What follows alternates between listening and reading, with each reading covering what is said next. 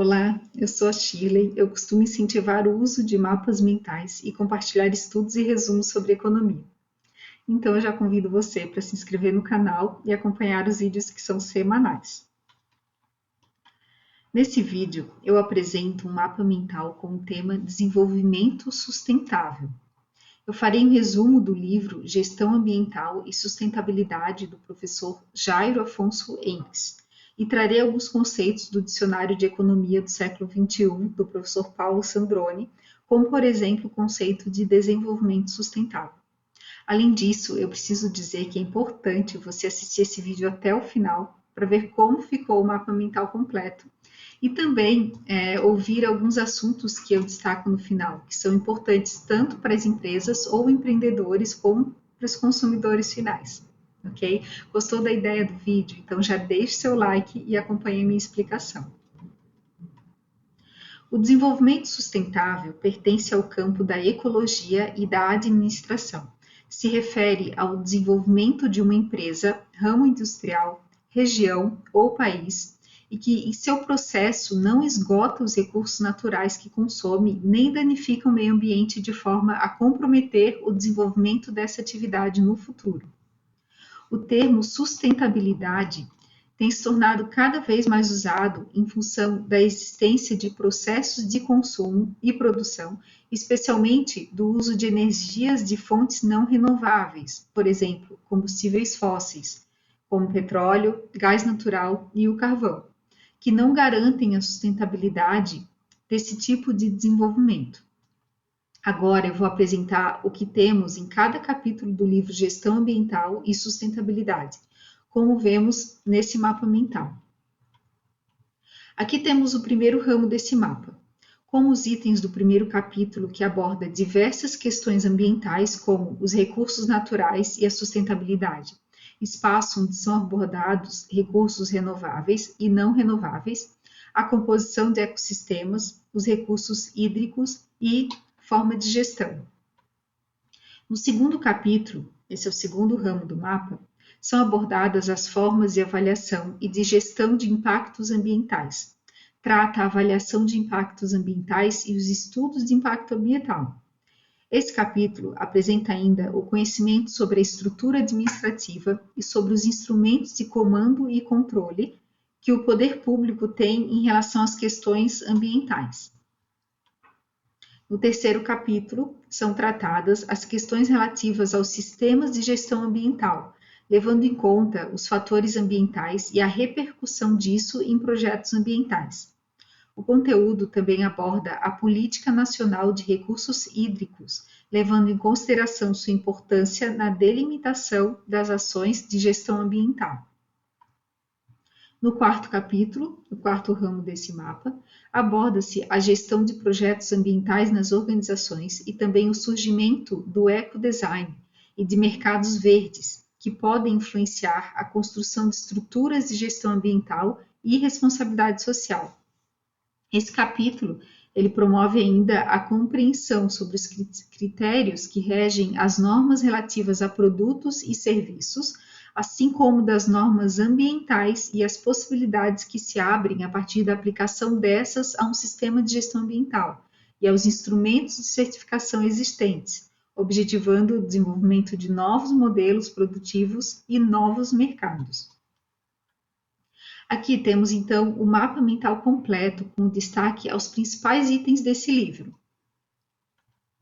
Além disso, eu selecionei alguns pontos a destacar nesse livro, como, por exemplo, o início da discussão dessas questões ambientais no Brasil. O autor relata que foi a partir da década de 1970 que os bancos internacionais começaram a exigir uma nova postura do Brasil diante das questões ambientais, cuja exigência de estudos de impacto ambiental era tida como requisito para conseguir o financiamento de projetos.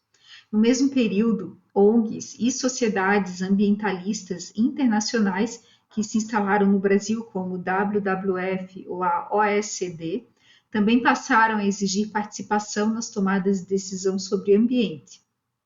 Em 1972, a Organização das Nações Unidas realizou em Estocolmo, na Suécia, a Conferência da ONU sobre Ambiente Humano, do qual se originou a Declaração sobre o Meio Ambiente, que passou a ser orientada para os governos. Esse documento estabeleceu um plano de ação mundial com a criação de um programa internacional de educação ambiental.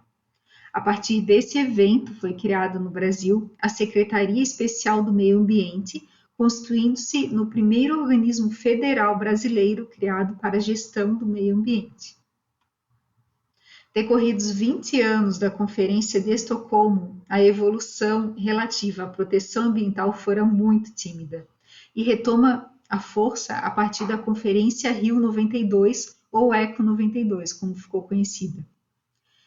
Crescem a partir de então as ações individuais e coletivas para a proteção ambiental, priorizando políticas de desenvolvimento sustentável e indicações com acordos e compromissos em vários países para a preservação e recuperação ambiental. Durante a ECO 92, foi criada a Agenda 21, que foi um documento assinado entre os governos de 170 países que se reuniram com o objetivo de promover o desenvolvimento sustentável no mundo a partir do século 21. Isso significa que cada um dos seus signatários, dentro dos prazos definidos, adotaria um conjunto de atitudes e procedimentos incorporados às suas políticas, visando melhorar a qualidade de vida do planeta. Já em 1997, foi criado o Protocolo de Quioto, com o intuito de definir metas para a redução das emissões de gases do efeito estufa. O Protocolo de Quioto é um tratado internacional em que os países signatários se comprometeram a reduzir as suas respectivas emissões de gases de efeito estufa na atmosfera. O protocolo tem por base as premissas comprovadas pela ciência de que o aquecimento global é fato real e que ele é causado pela ação humana. Com o protocolo, a redução das emissões de gases do efeito estufa passaram a ter valor econômico. Por isso, o crédito é como um certificado que os países, as empresas ou pessoas compram para mitigarem a emissão desses gases. Agora, falando sobre o incentivo do governo no Brasil, existem alguns instrumentos público-econômicos de gestão ambiental, como, por exemplo, os subsídios, que são formas de assistência financeira que incentivam agentes econômicos a mudarem o comportamento. Os subsídios, por serem taxas negativas, apresentam características semelhantes àquelas, alterando preços relativos e gerando efeitos distributivos. Alguns exemplos de subsídios são assistência financeira, empréstimo subsidiado e incentivo fiscal.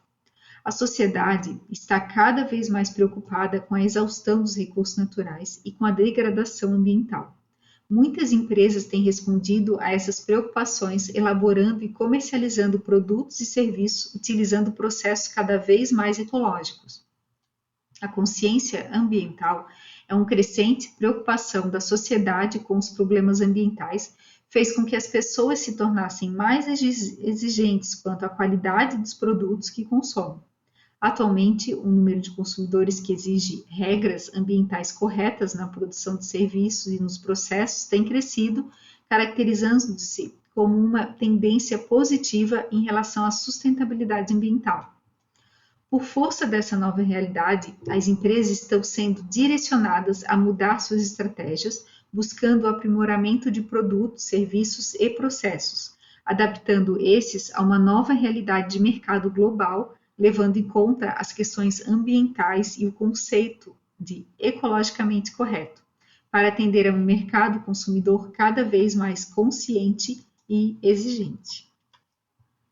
Destaco aqui a definição de produto ecológico, produto verde ou ecoproduto, que é aquele que desempenha a mesma função do produto equivalente, entretanto, tem um impacto ambiental menos negativo. Isso causa um dano inferior ao meio ambiente em todo o seu ciclo de vida. Já a expressão ecodesign baseia-se nas inovações de produtos e processos que reduzam a poluição em todas as fases do ciclo de vida. Claro que ainda há muitos casos de obsolescência programada, que é quando a produção industrial determina de antemão o período de durabilidade de um produto.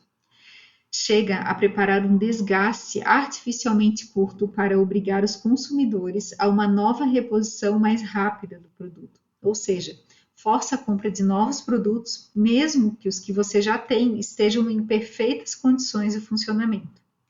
Por isso, a importância da conscientização dos consumidores em relação ao hábito de consumo. Existem selos também. Na Europa, existem diversos selos ecológicos, sendo que o mais antigo e de maior credibilidade é o Anjo Azul, certificado de origem alemã.